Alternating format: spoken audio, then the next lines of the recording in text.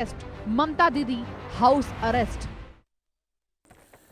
दर्शकों, आप देख रहे देश का सवाल और मैं हूं अमित सिंह। एक मासूम की मौत एक बोरी में सच बंद हो जाता है और सड़क पर फूटा इंसाफ का गुस्सा। बरुईपुर की यह घटना सिर्फ एक क्राइम स्टोरी नहीं बल्कि पूरे बंगाल को हिला देने वाली तस्वीर बन चुकी है।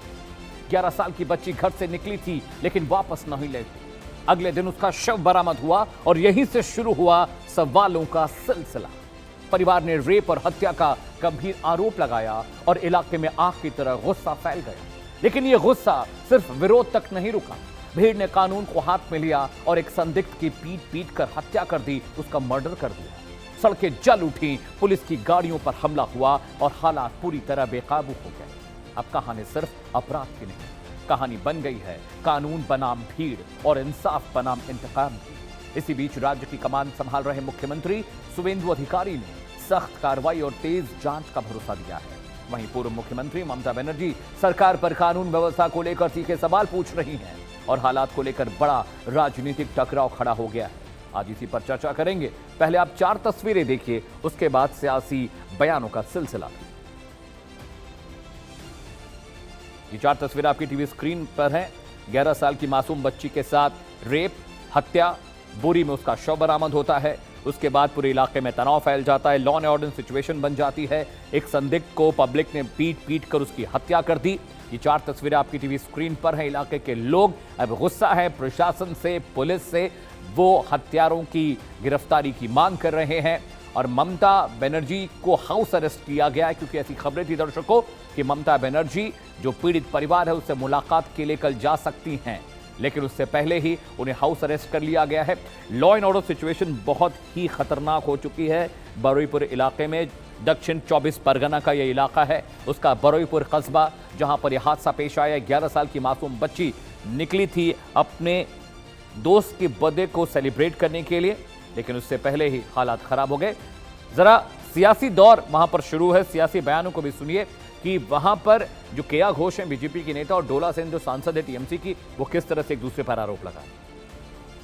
जहां पर भी ऐसे रेप की घटना घटती थी, पुलिस हमें देखने तो दूर पीड़ित परिवार को उनसे बात करने की अनुमति तक नहीं देती थी। यहाँ पर तो अभिषेक बैनर्जी जी ने बात किया उनके साथ, फोन के जरिए उनके साथ रहने का उन्होंने वादा किया है। लेकिन मैं ये पूछना चाहती थी, जब आपके बुआ महिला मुख्यमंत्री, पश्चिम बंगाल के महिला मुख्यमंत्री थे, उन्होंने क्या क्या बयानबाजी किए थे। कोई भी मृत्यु बहुत दर्दनाक है, लेकिन वो हाशकाली की घटना भूल गए। जब एक नाबालिका मृतक तरुणी बच्ची जो थी, रेप और मर्डर, जो उसके मर्डर विक्टिम, रातों रात उसका बॉडी जला दिया गया था, कोई पोस्टमार्टम नहीं, कुछ नहीं। क्यों? क्योंकि जो दोषी आरोपी था वो पंचायत सदस्य का बेटा था। और उसके बाद इसमें भी ममता बनर्जी थमी नहीं, उन्होंने ये बच्ची का कैरेक्टर असैसिनेट किया, ये कह के कि बच्ची प्रेग्नेंट थी, बच्ची शराब की नशे में धुत थी, या बच्ची उसका कोई लव अफेयर था। मतलब अगर था भी, उसको रेप करके मारने का हक तृणमूल को दिया जाता था। घटना ऐसा नहीं है। अभी पश्चिम बंगाल में हालात बहुत बदल चुका है।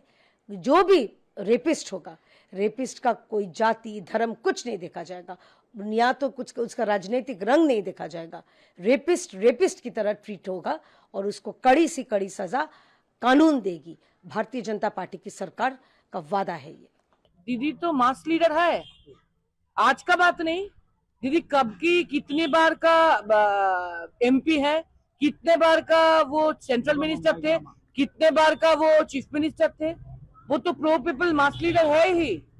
तो वो सोचे थे कि वो जाएंगे, बरुईपुर में इतना हादसा हुआ, इतना घिनौना हादसा हुआ, तो वो जाने के लिए सोचे थे। बस ये क्या हाउस अरेस्ट करके रखा है, ये क्या नजरबंदी करके दीदी को वो रोक पाएंगे? क्या सोच रहे हैं ये लोग? हमको पता नहीं चल रहा है।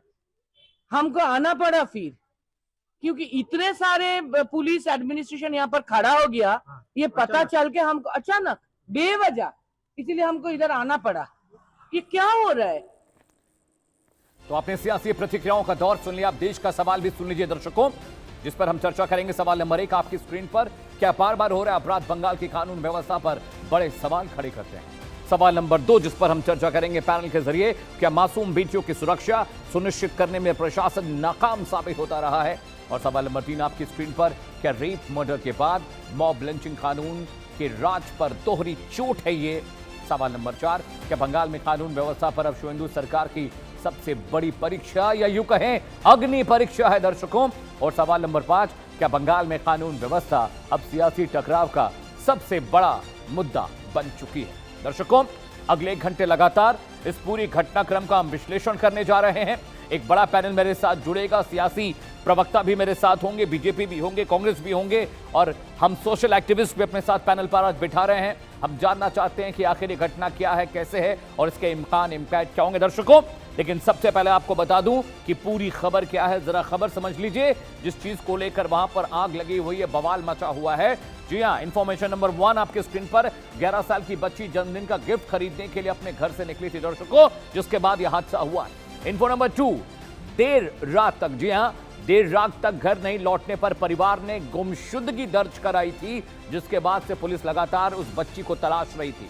इन्फो नंबर 3 आपकी स्क्रीन पर। तालाब में अगले दिन बोरी में बंद उस 11 साल की बच्ची की लाश, उसका शव बरामद होता है और यहीं से पूरा वहां पर माहौल खराब हो जाता है। परिवार ने अपहरण, गैंगरेप और हत्या का आरोप लगाया है। पुलिस में इस बाबत शिकायत दर्ज कराई। इन्फो नंबर 4 आपने देख लिया दर्शकों। इन्फो नंबर 5 आपकी स्क्रीन पर आने जा रहा है। बहुत गंभीर मसला, बहुत गंभीर चिंतन, पूरा विश्लेषण करेंगे अगले घंटे लगातार। Info number 5 is on screen. मामले में पोस्टमार्टम और फॉरेंसिक की जांच अभी जारी है। पूरे मामले को तफसील से खंगाला जा रहा है और इलाके में तोड़फोड़, आगजनी और विरोध प्रदर्शन की खबरें भी आ रही हैं और वो तस्वीरें भी दर्शकों हमने आपको दिखाई थी। लेकिन एक बड़ा पैनल मेरे साथ जुड़ रहा है। जी हां, अगले घंटे लगातार इस गंभीर विषय पर हम चर्चा करने जा रहे हैं कि आखिरकार ये कैसे हो रहा है। कानून व्यवस्था अभी भी पश्चिम बंगाल की कुछ ज्यादा ठीक नहीं लग रही है। स्वागत कीजिए कौशल पांडे साहब का, प्रवक्ता है भारतीय जनता पार्टी के। बहुत बहुत स्वागत है कौशल जी। राम कुमार पाल मेरे साथ हैं, इज ए पॉलिटिकल एनालिस्ट, आपका भी बहुत बहुत स्वागत है। अजितेश पांडे मेरे साथ हैं, स्पोक्स पर्सन ऑफ कांग्रेस, ये कांग्रेस का पक्ष रखेंगे। इसके अलावा प्रियंका राणा जी मेरे साथ हैं, she is social activist. Ma'am आपका भी बहुत बहुत स्वागत है। सबसे पहले मैं बीजेपी के प्रवक्ता कौशल पांडे जी आपके पास आ रहा हूं। शुवेंदु अधिकारी जब से आए हैं, कानून व्यवस्था को लेकर लगातार काम हो रहा है राज्य में, इसमें कोई दो बातें नहीं कर सकता, विपक्ष भी नहीं कह सकता। लेकिन जो रक्त चरित्र बंगाल का बीजेपी भी बदलने में थोड़ा सा नाकाम साबित होती दिखाई दे रही है। 11 साल की बच्ची का रेप, उसकी हत्या, बर्बर तरीके से उसको बोरे में ठूस कर उसकी लाश बरामद हुई है। पूरा इलाका जल रहा है, लोग गुस्से में हैं। कौशल पांडे, देखिए, ये जो घटना घटी है, आपने देखा होगा कि हमारे मुख्यमंत्री साहब और हमारे जो भी नेता हैं, चाहे प्रदेश के हो चाहे जिला नेतृत्व, वहां पहुंचे हैं, बात कर रहे हैं और ये बहुत ही दर्दनाक घटना है। और मैं बता दूं, ये